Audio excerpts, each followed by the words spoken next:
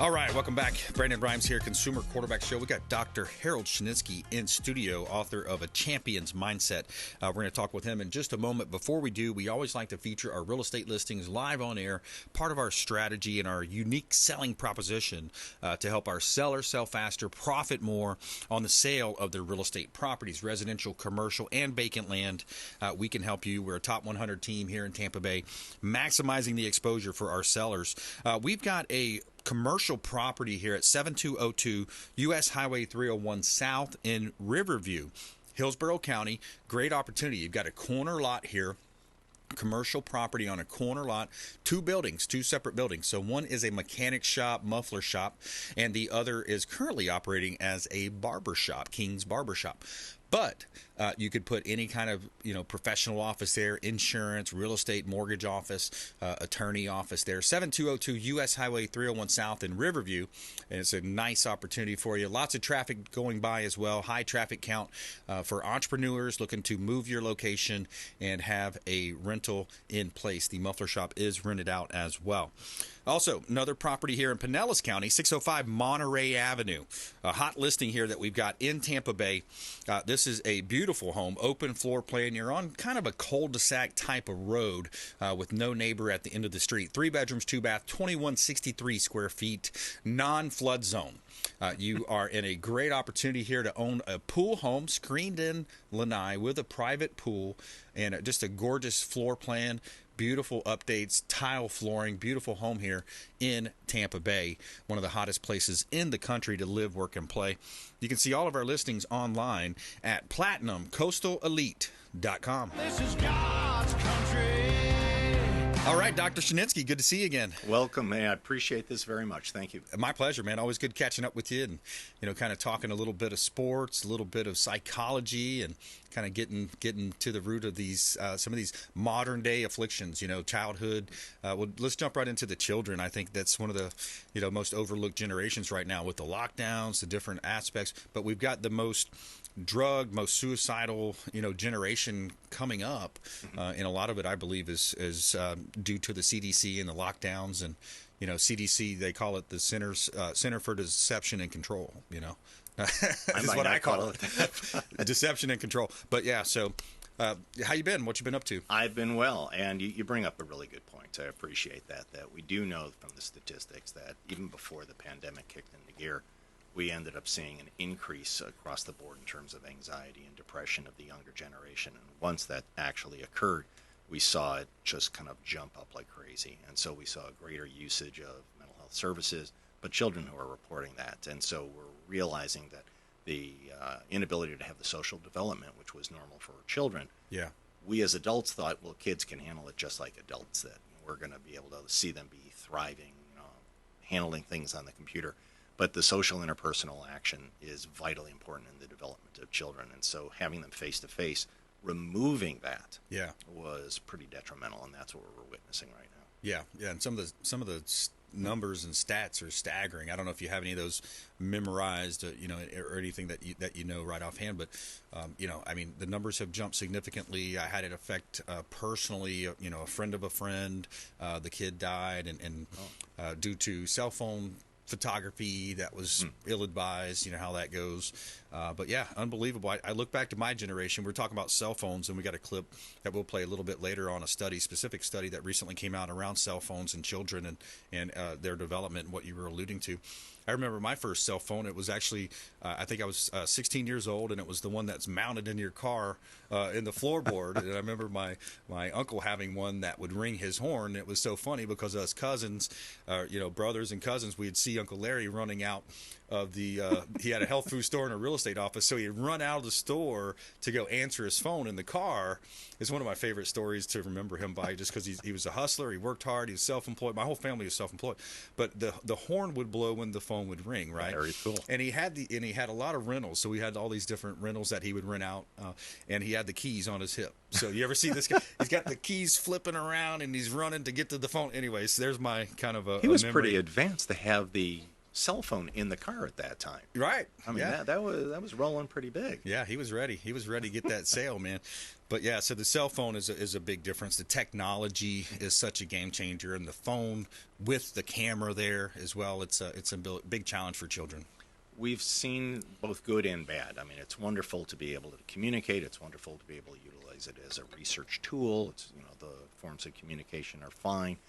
There are lots of problems that do take place. Yeah. And I believe that we're going to dive into the details on that when it comes to age appropriateness and how it affects development. Right. I always say to parents that there's nothing wrong with an online friend. The problem, of course, is that it's not a substitute for face-to-face. Right. There are completely different dynamics that are required. And if you don't have someone who's actually practicing how to negotiate with someone in person, right, how to be able to be respectful and civil when you're online, when you're communicating in this anonymity of cell phone or even electronics in general, the computer, you can actually be much more mean-spirited, harsh, yes, cruel, and you see that not only just with children, you see that with adults too. Absolutely. Where it just becomes, just volatile and vitreous, just kind of coming out, hurtful comments. Yes. And you would never do that in person. Exactly. But we're shifting in that direction. So young kids nowadays, especially the younger they are, if they're exposed to that on a regular basis, we see that they actually start developing some of those skills. Right.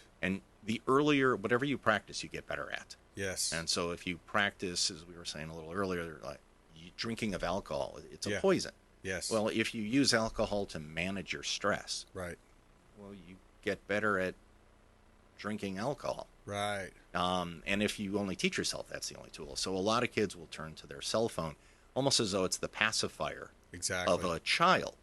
And so when you talk to parents who are trying to get their children to be more on task, to be able to be more responsible, and they have to remove them from their cell phone, it's almost as though their binky is being removed from there. Yeah. And they are just then having meltdowns by virtue of not having this instantaneous automatic reinforcing tool. Right.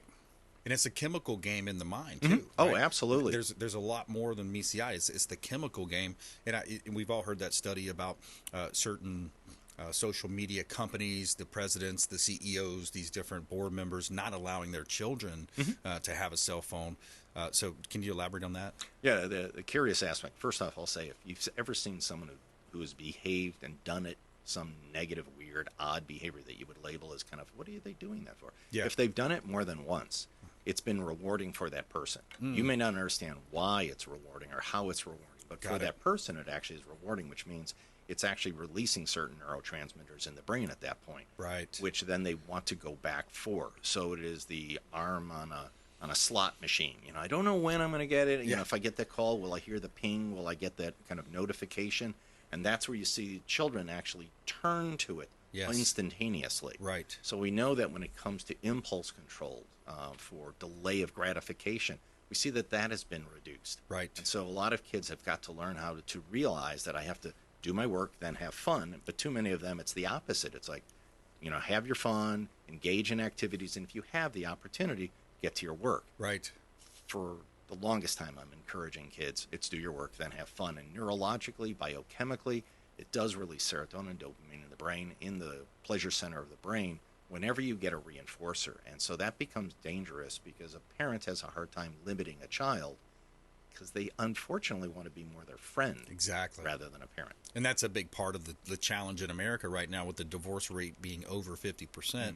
You have one parent that's going to be a little bit more of the, the person that's the disciplinarian, and then you've got the other parent that's, the friend, and sure, yeah, you can, go to the beach or whatever that is, right? Whatever that response the Disney dad kind of idea. Disney dad, there you go. Exactly. We're talking with Dr. Harold Schnitzky here on the Consumer Quarterback Show, and I'm your host, Brandon Rhymes. A Champion's Mindset is the book, and you've got to check it out. And he's a sports psychologist here in Tampa Bay, 30 years of experience working with Olympians, pros, juniors, athletes, parents, and coaches, motivational speaker as well, national consultant. So, yeah, it's good to catch up with you on this. Let's go ahead and get that clip out of the way here about the kids and the cell phones. We kind of talked around it a little bit. I want to play this. So, Charlotte, I think most people at this point have some intuition that smartphone use probably isn't great for kids. What does the research say? Hey, Georgia. Well, a 2018 study from the National Library of Medicine found that frequent mobile device use could, in fact, be detrimental to children's social development and that it might be linked to behavioral issues. A study from Sapiens Labs found that the younger a child was when he or she got their first smartphone, the worse the mental well-being was of that child. Girls were particularly affected. Of the girls who got a smartphone before the age of 10, their mental health scores were, quote, in a clinically distressed range.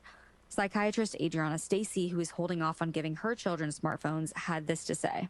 I'll get a patient in my office, usually a teenager, who all of a sudden started to really struggle with anxiety and depression. Pretty much every time we can trace that back to, when did you get a phone? And this went on to talk about how there's a group of mothers or some type of group online about they are starting a pledge as mothers. They're saying, hey, we're going to hold out. I think it was till at least at 8th grade. Wait till 8. Yep. Is that what it is? Yeah. There you go. Wait till 8. So 8th grade. And it's interesting when you look at development and neurodevelopment. Children are, before they become tweeners. Yep. You see children are neurologically, they're concrete operations, it's referred to. It's black, white. It's, you tell your child bedtime's at 8. They might go, but they end up going to bed. Right. But then when the brain starts to have more neuronal connections, they actually start to think hypothetically. Like, how does this not apply to me? That's formal operations. That's usually what you see around teen years, the beginning of teen years. So, hey, bedtime's at 8. Oh, I don't need that much sleep. I'm functional. Why? Whatever debate that they might have. Sure. And so you see a lot of these children, that kind of gets hijacked where what would normally be just a simple development in terms of processing and kind of hypothetically kind of are debating with your parent, it turns into emotional overreactiveness, the dependency on cell phone. I would also say social media in general. Yeah. We know that for all children, when you look across the board in the area of prevention, which was my specialty at Johns Hopkins, the earlier a child engages in any at-risk behavior that exposes them to things too early, the more at risk they are later in life in terms of developing unhealthy behaviors. Got it. We know that children who spend more time on social media, the more likely they are to have greater anxiety and depression. So from a preventive point of view, we want to get children developing in both interpersonal, in-person, as well as functional responsibilities, whether it's home with chores responsibilities or school with their assignments. Developing a healthy mind is very important. And a lot of parents, unfortunately, abdicated that role a number of years back, where it's sit in front of the TV. Yep. Put them in front of the computer. Let that passively develop your child. Yes. You need a child to be active. You need to be able to teach a child to fail, in essence, fail forward. Yes, that's right. If you just keep everyone in a comfort zone, they never really expand and develop the capacity of diligence and persistence and resilience. And so you want individuals to realize that they can handle those challenges. If they don't feel that way, then you end up having a neurotic individual. So any individual event becomes overwhelming for them. And so you hear this, everything is all or none. It's catastrophic. Yes. And we have to kind of help children at a very young age develop the fortitude to be able to fight through that. When they get to an adolescent age, then we're starting to talk about kids who may be behind the 8 ball. So when I work with adolescents, we actually have to start out with foundational lessons, just feelings identification. Because a lot of them don't know how they emotionally experience the world. They just become overwhelmed. Yep. Communication skills. Just because they know how they feel it, they may not be able to articulate it, find out other people have gone through it, that they can get solutions from it, being able to teach them a better sense of self. The cell phone usage turns into dependency on others. You get a lot of FOMO. I see things that other people are doing, and if I'm not there, well, I must not be a part of it. I'm somehow a failure. There's body shaming that goes on. Yep. As we had talked about, the idea that some people take inappropriate photography of themselves because they're being coerced. Yep. And the majority of photos that are taken inappropriate are in fact shared. And so if parents don't understand that, they have to, their child is at risk. They have to be able to educate their child at a very young age. And I know a lot of parents that will actually put in like a sting in practice where they'll have the child establish a relationship online with someone. And it's really the parents that are putting together a sting operation to then find if the child is willing to take that inappropriate action and meet an adult that they really don't know. And That's it's happening. smart. it is a proactive stance in a very dangerous situation. It really is. I mean, there's so many more threats these days, and a couple of thoughts came to mind. You know, back in the 80s, one-parent household, you're good to go. You had more of the nurturer at home. Now you've got two parents struggling to get by, especially Bidenomics, what's going on in this country right now with the printing of money and the Federal Reserve, and I'll save that bunny trail for later. But, you know, and it also reminded me, so now parents are struggling to make ends meet, and then they are doing that pacifying, and here, play the video games now. So you got video games like Grand Theft Auto, where you get more points, I guess. Apparently, I haven't played it, but, you know, if you run over the hooker on the corner or whatever, you get More points, violence. right? Yeah, more violence, right? The more kills, etc. And that's what I loved about sports growing up, is because it got us out of the house. And I remember Dad wouldn't let us play. You couldn't practice unless you had your homework done. So kids would be sitting on the other side of the field doing their homework, wanting to go out there and practice, wanting to get in there and play. So that's the accountability that we talk about. Do your work, then have fun. Interesting right. on the research when it comes to academic performance, when they look at college students. Yep. Student athletes in college, they score their highest GPAs during the semester of their sport. Nice. During the semester where they don't have their sport, they feel as though I have enough time, I can get to it later. So they end up procrastinating, which unfortunately is a bad kind of skill to develop. Interesting. We got to take a quick break there. Dr. Harold Schnitzky, A Champion's Mindset, coming up here. More with Doc on the other side. Also, a very cool clip. You don't want to miss this. This is going to be a clip I'm going to play about a doctor that created fake studies and got them published in academic magazines and other places. So interesting study coming up here. Consumer Quarterback Show. Make sure you check us out online, consumerqb.com. This is Work Done, and you're listening to the Real Estate Quarterback Show, hosted by my man, Brandon Rhymes. Online at consumerqb.com. All right, welcome back. Brandon Rhymes here, Consumer Quarterback Show. Hot listing, and then we're going to have more with Dr. Harold Schnitzky here on the show. So let's talk about a property, 13906 Bardmore Place. This is Unit B. We've got a Carrollwood townhome for sale. Beautiful property here. 3 bedrooms, 2.5 bath, 2-car garage, 2,100 square feet of living space. You've got a 5-person jacuzzi tub. Beautiful property here. Recent update to the kitchen, lighter colors, stainless steel appliances, nice open floor plan, 2-story as well. 13906 Bardmore Place, Unit B in Tampa. Carrollwood property available for sale. You can see all of our 60 listings on our website at platinumcoastalelite.com. All right, Dr. Schnitzky, wanted to get to this clip here. It's a really interesting story. I found this clip on the Charlie Kirk Show, and it's a gentleman named Dr. James Lindsay, and it's really, really interesting.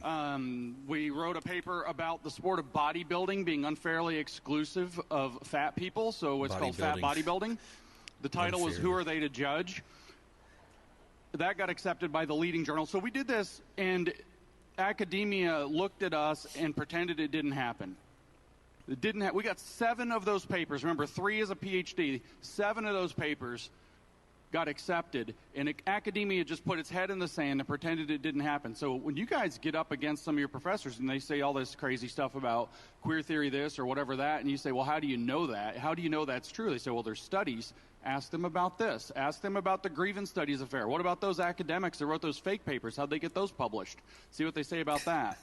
Yeah, and these were accepted as actual academic research. And James is so smart. You wrote it in a way of their lingo where they were applauding you and they thought it was like really smart and really interesting of the stuff that you were publishing. And you used fake names too. Well, yeah, we used some fake names. We actually had a guy that my friend Peter is friends with, so a friend of my friend. He's an actual pro bodybuilder. That's where we came up with the idea for fat bodybuilding. He's a real professor in Florida that was like, I hate these guys. You can use my name. So, you know, it kind of shows the narrative, right? As long as you play along with the woke folks, they'll publish it without even questioning.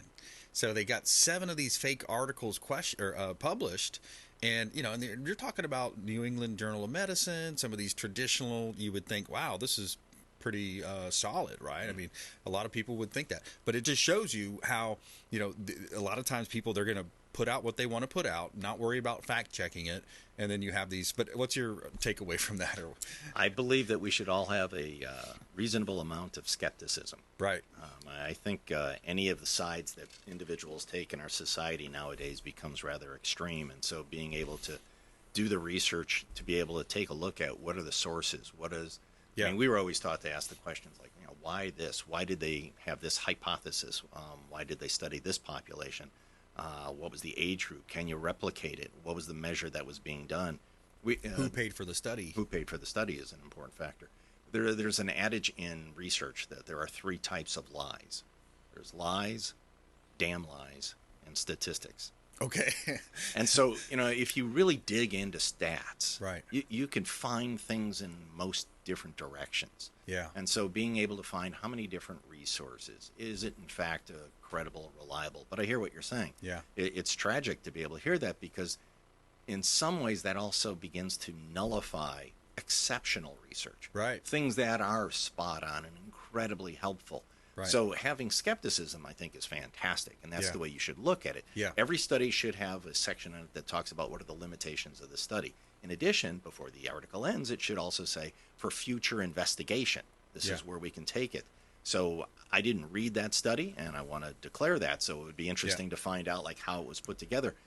But the statement is true, that if it is in acceptable, credible sources, it's unfortunate because it tends to nullify the majority, which I would certainly hope. Used to be on faculty at the School of Medicine at Johns Hopkins, and so I'm going to be leaning more on the side of academics with research who spend their careers and their life in terms of their passion, their interest, studying these areas. So I don't want to nullify, I don't want to throw the baby out with the bathwater. Yeah. I think that's a good point, though. Well, I've heard that exact university, Johns Hopkins, mentioned in some of these other types of articles. But yeah, it's interesting to look at. And you bring up a very great point in terms of we've got to be able to critical think these days. Oh, absolutely. And I think that's going back to the youth again.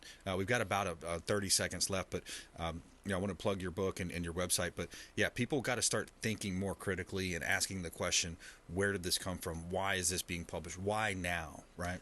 If you want, I can send you an article that I wrote on this topic, and you can have it available for your listeners. I love it. Reach out to the show, folks, if you want to get the article from Dr. Schnitzky. ConsumerQB.com. You can see all the information there. ConsumerQB.com. You can call the hotline, too. Doc, how do you want people to connect with you? You can go to my website, which is www.drschnitzky, DrShinnitzky.com. And you can give me a call if you'd like directly, 727-560-2697. Awesome. Good stuff. Hey, always a pleasure catching up with you, Doc. Be safe, sir. Appreciate that. Absolutely. Another great show today. Patrick Furlow as well. Thanks to our producers. Thanks to the whole team behind the scenes. Thanks to you for supporting the local economy, supporting the Consumer Quarterback Show by going to consumerqb.com. And we want you to please go out there and consider committing a random act of kindness. Do something kind for one another. Be a force for good in the community. And we'll see you next time right here on the Consumer Quarterback Show, consumerqb.com. You've been listening to the Consumer Quarterback, Brandon Rhymes. Whether it's real estate, consumer, or financial advice, let Brandon call your next.